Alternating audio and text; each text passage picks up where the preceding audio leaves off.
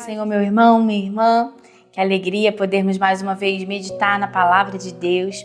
E eu te convido a meditarmos juntos no livro de Juízes, capítulo 6, versículo 6, que diz assim: Assim, Israel empobreceu muito pela presença dos midianitas.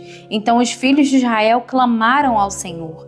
E sucedeu que, clamando os filhos de Israel ao Senhor por causa dos midianitas, enviou o Senhor um profeta aos filhos de Israel, que lhes disse: Assim diz o Senhor, Deus de Israel: Do Egito eu vos fiz subir, vos tirei da casa da servidão, e vos livrei da mão dos egípcios e da mão de todos quantos vos oprimiam, e os expeli de diante de vós, e a vós dei a sua terra, e vos disse: Eu sou o Senhor vosso Deus. Não temais aos deuses dos amorreus, em cuja terra habitais, mas não destes ouvidos à minha voz. Amém. A palavra de Deus.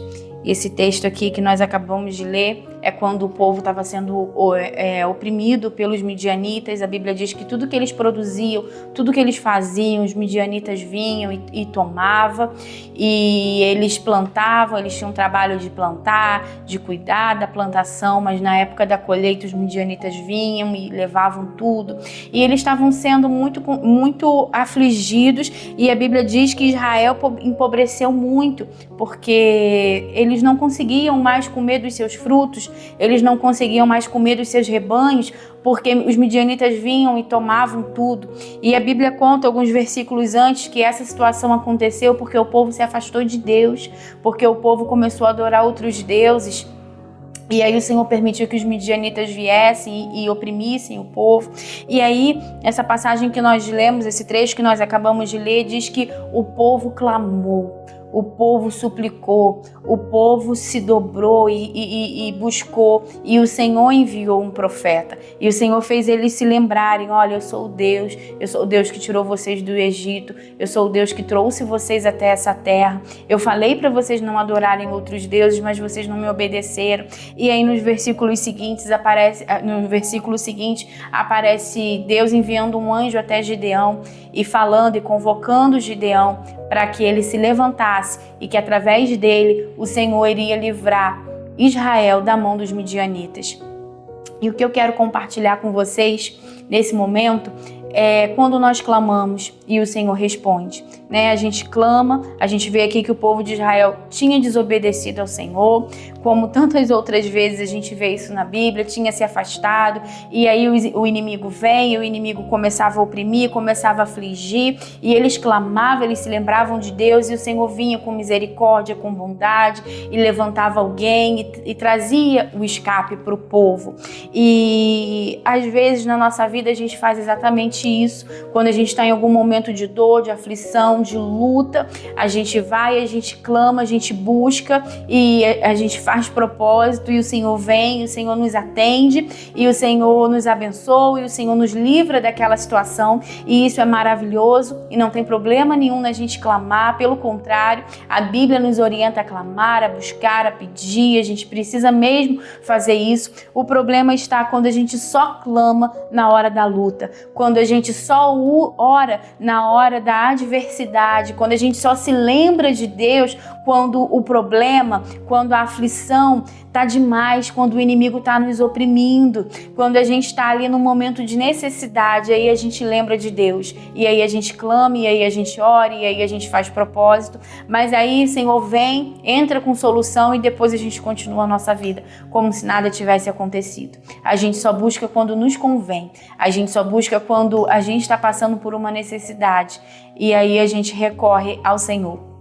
E a oração, o relacionamento com Deus, a busca não pode ser isso, não pode ser apenas nesses momentos de dor, nesses momentos de aflição, nesses momentos de angústia. O Senhor quer ter uma vida com a gente, o Senhor não quer que a gente clame apenas em momentos pontuais ali da nossa trajetória. O Senhor quer caminhar conosco, Ele quer estar conosco em todos os momentos da nossa vida, Ele quer nos pegar pela nossa mão e caminhar conosco e trilhar a nossa história conosco.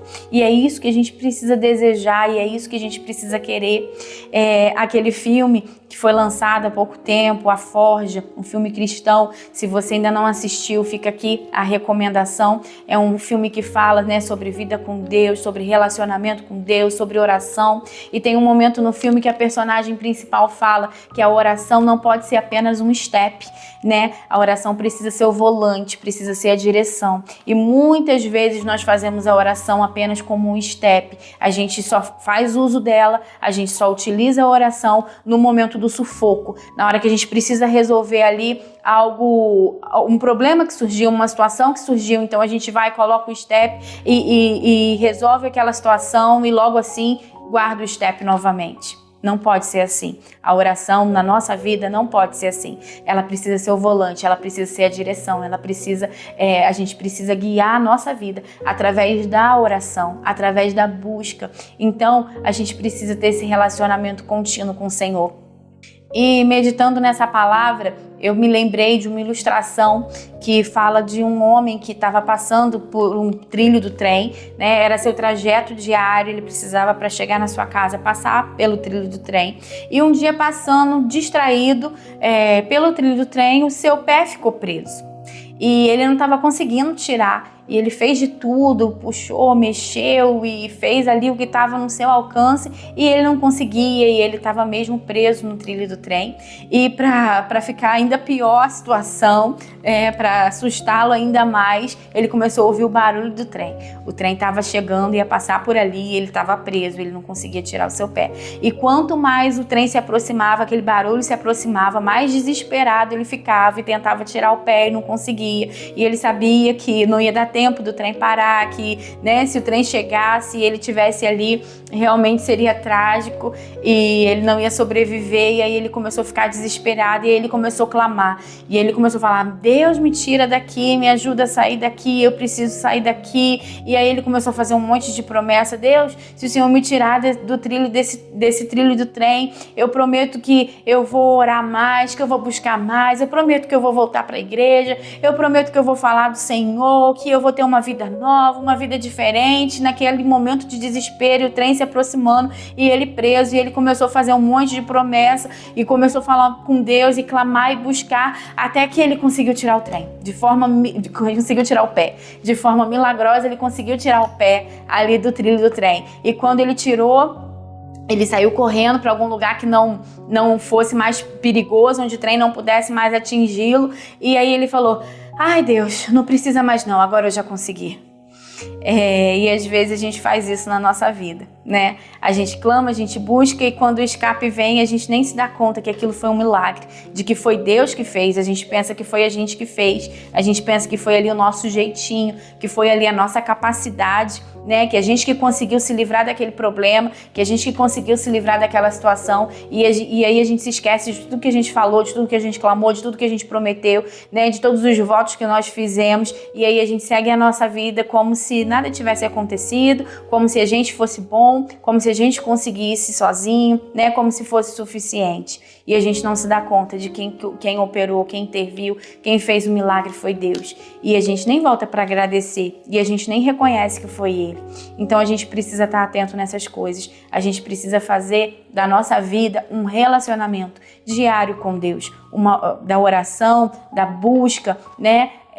Algo diário, não apenas quando a gente está num aperto, não apenas quando a gente está num momento de dificuldade, não apenas quando a gente está num momento de necessidade, mas que a gente faça da oração, que a gente faça da busca, esse relacionamento com Deus, e que a gente possa caminhar todos os dias da nossa vida, não usando a oração como um step, mas como a direção da nossa vida. Amém? Que o Senhor continue te abençoando, falando no seu coração, te enchendo da presença dEle todos os dias da sua vida. Em nome de Jesus.